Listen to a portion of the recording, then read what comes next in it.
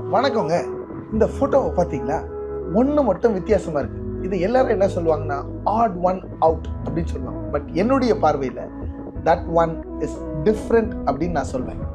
ஆமாங்க, உலகத்துல எல்லாருமே ஒரு விஷயத்த செய்யறாங்க அப்படின்னா அதே நம்ம செய்யணும் அப்படின்ட்டு அவசியம் இல்லை. we can be different. sometimes டிஃப்ரெண்டா இருக்கிறது நம்மளை ஒரு மாதிரி ஆடா வெளியில காட்டலாம். ஆனா நல்ல விஷயத்திற்காக, நேர்மையான விஷயத்திற்காக நம்ம வித்தியாசப்பட்டோம்னா it is okay if people think that we are odd. ஆனா ஆக்சுவலா சொல்ல போனா நம்ம ஆண்டவரோட கூட ஈவன்ல இருப்போங்க. பைபிள் நமக்கு சூப்பரா 2 வழிகளை பத்தி கற்றுக் கொடுக்கிறது. ஒன்று, கேட்டுக்கு போகிற வழி. அது விசாலமா இருக்கும். அதுல எல்லாரும் போவாங்க. எல்லாருமே போறாங்கன்றதுனால எல்லாரும் போவாங்க.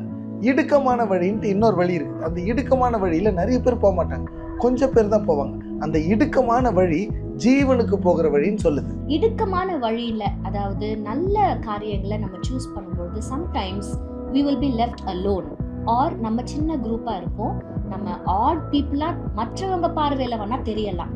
ஆனா நீங்க மனசாட்சிக்கு உண்மை உள்ளவர்களா சரியானதை செய்றீங்க அப்படின்னா you will always be in alignment with God.